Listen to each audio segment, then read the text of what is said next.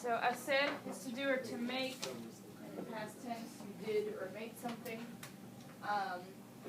Remember that the two forms that you don't have accents, the ise and iso, are technically different endings because it's the where you normally would have accents.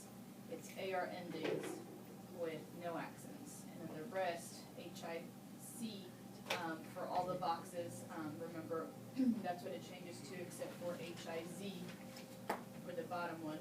But the rest of your endings, ISTE, IMOS, IERON, are the same. If it helps, because we are going to be doing some conjugations in the present, some in the preterite, you may want to jot down that in the present tense, I said, the only thing that was irregular about it was hago, H-A-G-O. But in the preterite, remember different rules, different tense. Start over. So when would we use had?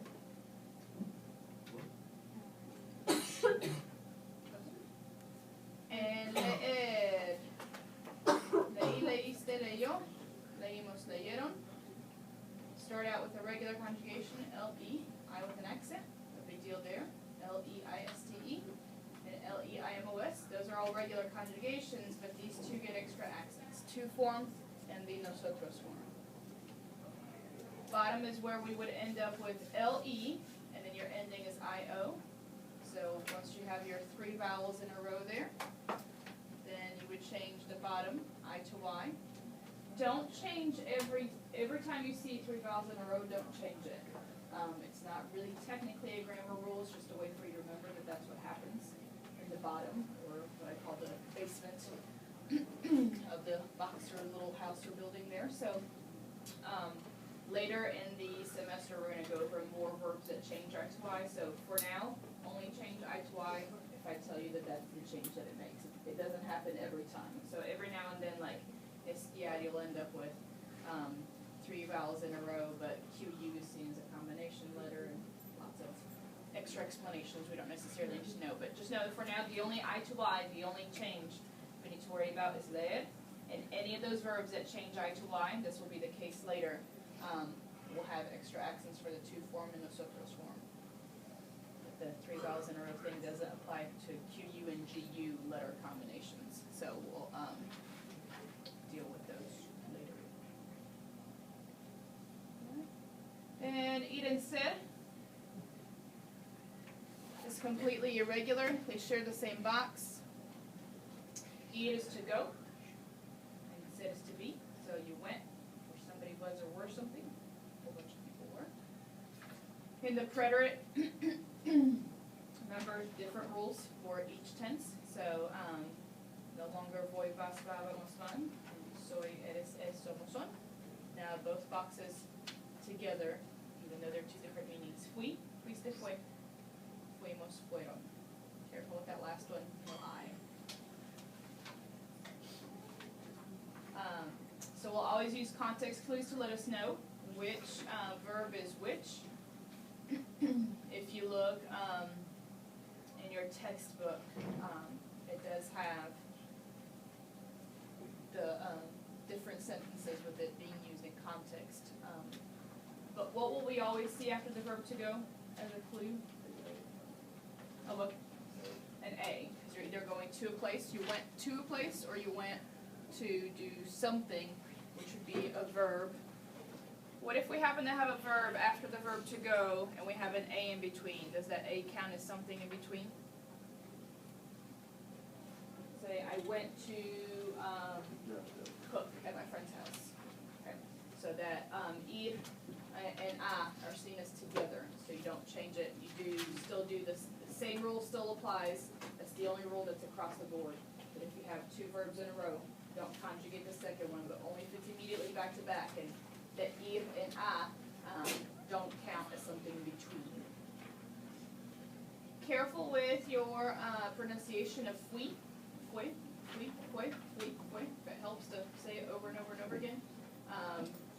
Easy to get those two confused since just one letter difference there.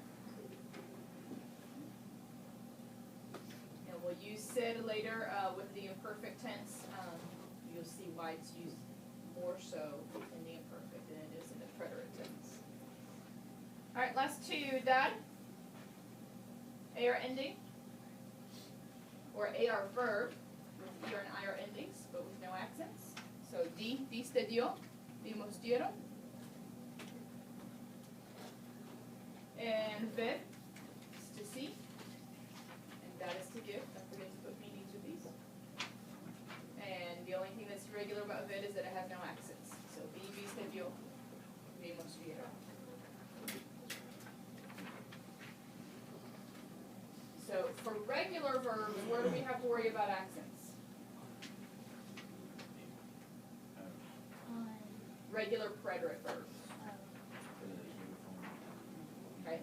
So anything to do with the yo form, el a usted form, yo form, el a usted form. For regular verbs, you're always going to have those accents. For the irregulars, the only one that has accents is leer. For hacer, ir, ser, dar, and ver, no accents. So that might be easy to remember that you don't have to worry about anything extra for those, just what's irregular about them. I do want us to do a comparison of present tense, which is what we did in Spanish 1, versus preterite, and kind of know when to use each one. And for us to do that, I want us to look at the keywords. Also, you can use those with your project. But on the back of this sheet, you have your keywords that usually tell you present from preterite. So let's go over those. Anybody remember hoy? Today. Today, good. So fill that in. You need to know your meanings. What about ayer from your vocab? Yesterday. Now add to your list, or we didn't have before, we hadn't really talked about anteayer. Would be, antes is the word for before, so before yesterday is the day before yesterday. So anteayer is on your paper, just fill in the meaning the day before yesterday. So you wouldn't have to say anteayer? No. Anteayer already includes the ayer there as part of the word. Okay. So if something happens today, obviously that's present tense. Something happened yesterday, then it's done, over with. Okay. What about ahora? What does that mean? Now. Okay, so ahora is now versus anoche would be last night. So that would definitely be preterite. Already happened. And preterite is, and we're going to talk more about this later in the semester, preterite is usually a one-time action. It's done, over with, like last night I did something. I'm done. I didn't keep doing something. To keep doing something is the imperfect tense that we're going to talk about later. Este año. Este is this, the word for this. And then you can couple it with any other masculine word, any days of the week, any seasons, any months, any masculine word. We have an este with it. And so este año would be this year versus lunes pasado would be last. What is lunes? Lunes is Monday. So we could do, we could put año here and put el año pasado. So este año, this year, doing something, versus año pasado, last year, did something. Now you could, in this case, el lunes pasado, last Monday. The word pasado does not mean last by itself, and it would make agree, you would have to make it agree with feminine or masculine depending on which words you included with it, but any of those days of the week, season. What does pasado mean? Pasado literally means the Monday that has passed, or the week that has passed. So, but we don't normally say that. Just know that if you want to use the word for last, like I'm the last person in line, it's a different word. The word último, or última. So, it's a different word. So like But as a phrase, you just remember it as a phrase, that's what it means together. Esta semana would be this week versus semana pasada would be last week. Now, yes, you can technically have some of these from the present tense. That's why I kind of have an arrow there. They can merge over to preterite, because I can say earlier this week I did something, or earlier this month, or earlier this year. It's fine, but context would let you know kind of if you're in the present tense or preterite. mañana. Careful with mañana because it can mean several things. Mañana can mean morning, and it can also mean tomorrow. So you could be talking about this morning, something that you've already done. This morning I woke up at whatever time. That would definitely be past tense. But you could use mañana as the word for tomorrow to say that you're going to do something with the verb to go. So, voy a estudiar, I'm going to study tomorrow or whenever. So the present tense can mean go or I am going. It can mean, doesn't have to be present progressive for it to be that tense there. Okay. And again, just a little note down at the bottom, de pasado doesn't mean last by itself.